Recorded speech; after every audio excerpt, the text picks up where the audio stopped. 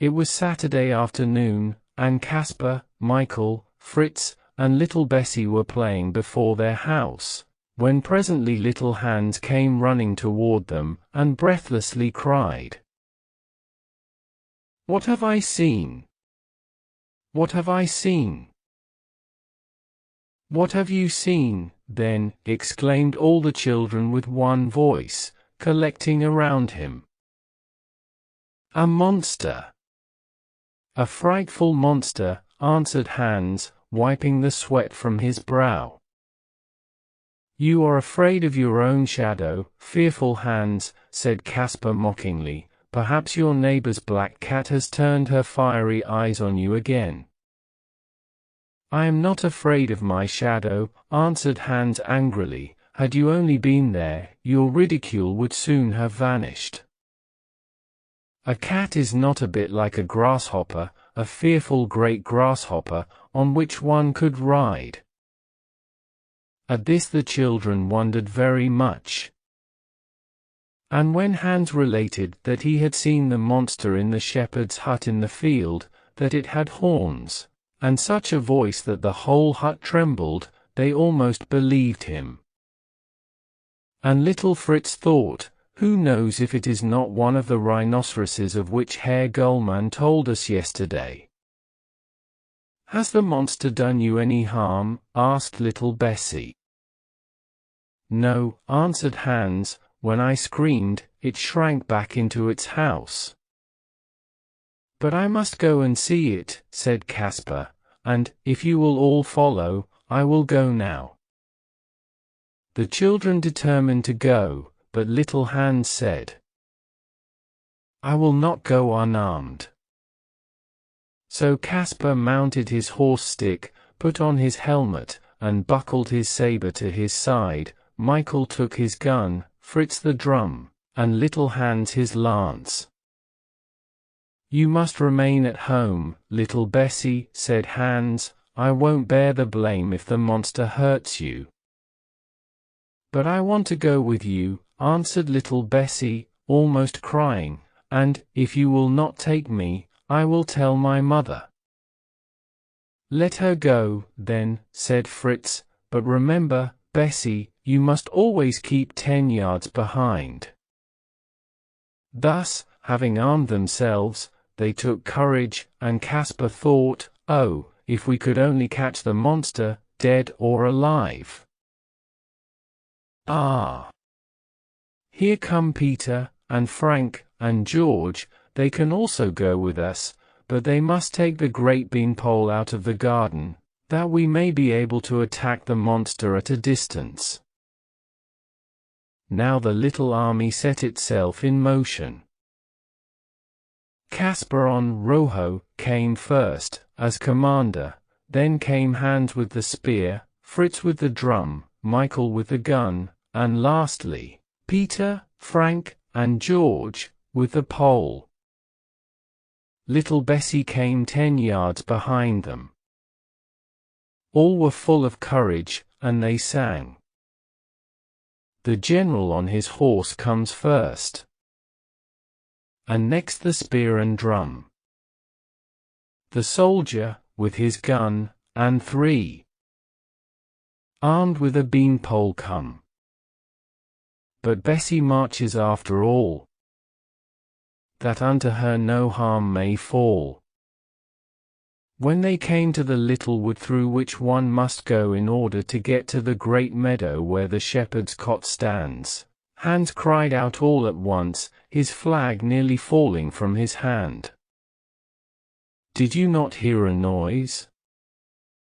"Yes," cried all, trembling, but Fritz had still courage enough to say, "Bessie must remain behind."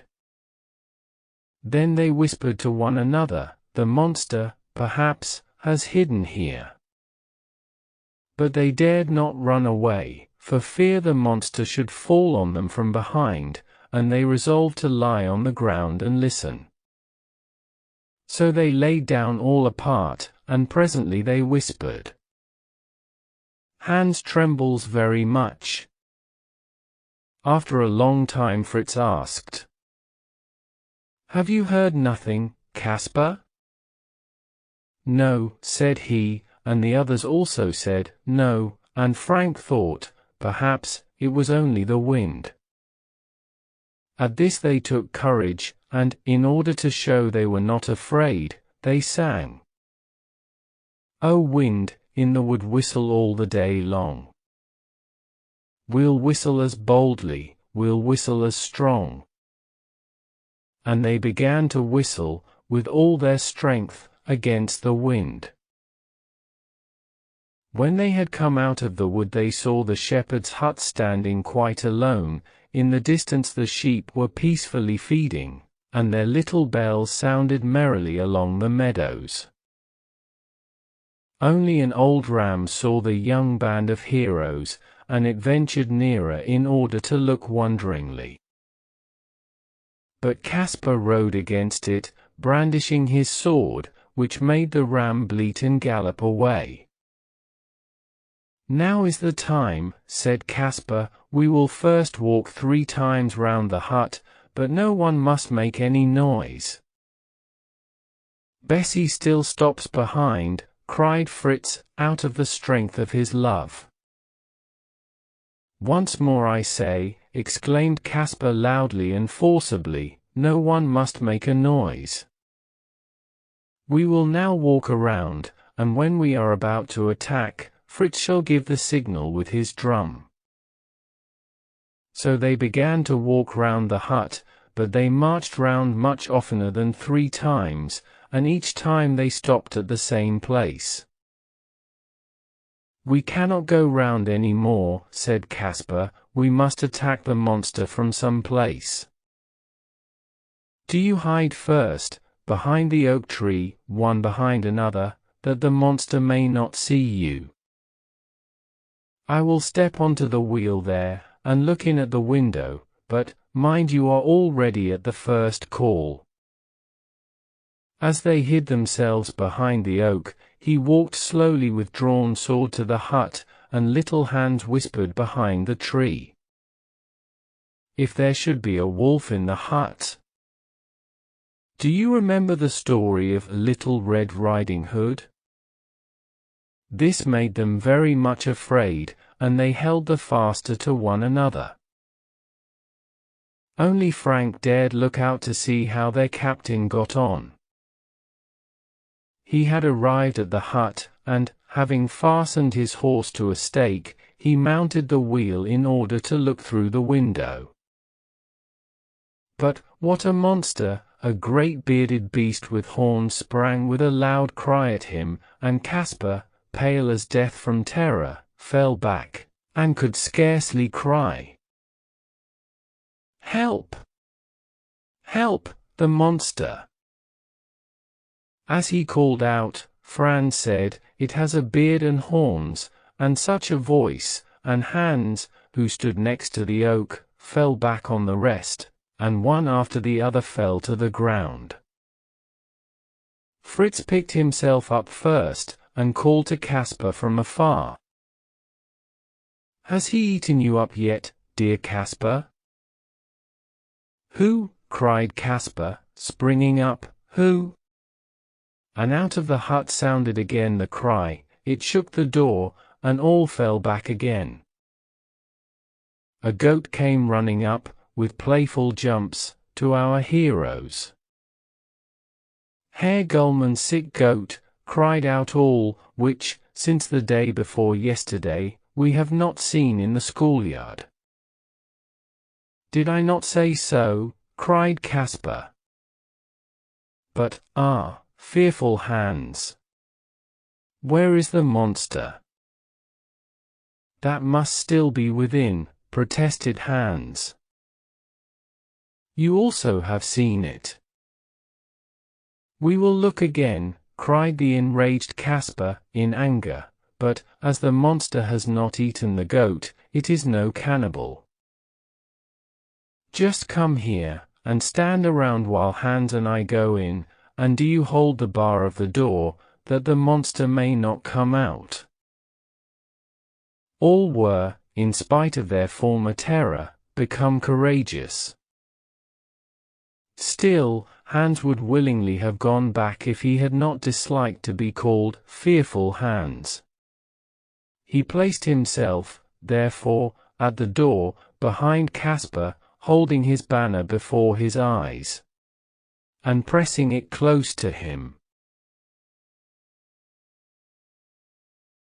But Caspar did not remark that Hans had placed himself behind him, and Hans, on the other hand, did not see Caspar turn himself angrily and quickly round, the hut being very dark.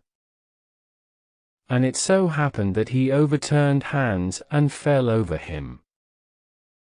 "The monster! The monster!" cried Hans, and Caspar exclaimed, too, "The monster! The monster!" for each thought that it had overthrown him. With the quickness of lightning they sprang up again, in order to escape through the door, but those outside only held the bar faster from terror. And Hans and Caspar kicked with such violence against the wood that the others cried, "The monster! The monster!" But this time it was not a goat, but the spectre, which every one sometimes sees and feels. This our hero, Caspar, very soon found out. And springing up, he stamped thrice on the ground with his foot, and seizing poor Hans by the collar, he shook him angrily, and cried out in a voice nearly choked with rage, "You are a coward! You are a coward! Dear Caspar, let me go, I will not do it again." "Hans, you are a coward," replied Caspar, for the third time shaking him. But as little Hans said, "I will certainly show you a monster," and as the others begged for his life, he let him loose, stamped again on the ground, and exclaimed, "Oh, I would have commanded a band of heroes, I would have caught the monster, and led it in triumph home, but now it is gone, and you are the cause." But meanwhile the goat, which at first had so frightened them, approached again, and performed various playful capers to induce them to play with it. This increased Caspar's rage, who would have seized the animal and beaten it, but it ran back, and then lowering its horns rushed against Caspar, not very softly. This excited him the more, he made a bold spring, seized the brute by the hair, and mounted it, in order the better to hold it, but, lo! The goat ran wildly away with him, with mad jumps through the wood, past shrieking Bessie, away into the village, where the people pointed their fingers at him mockingly. Where did the goat stop? For Caspar, while he lives, will not forget this. It easily found the way to the schoolhouse where it once joyfully fed, and flying to the yard, where the affrighted dog tried to seize it, it rushed into the school at the principal entrance, and stood suddenly in the schoolroom, where Herr Gullmann was correcting the exercises of his scholars. He heard the tremendous noise and outcry, and putting on his spectacles he discovered all. What further happened I will omit, out of pity for Caspar, who may read this history some time. Only this must I mention, that Herr Gullmann made him read and explain on Monday morning, for a religious exercise, the history of David and Goliath, and soon after he unwillingly related the story of the 7 Swabians, who allowed themselves to be conquered by a hare, and at that 7 little boys blushed very deeply. I believe, however, that 7 times 7 and 70 little boys would blush at this story I have just told if it had happened to them.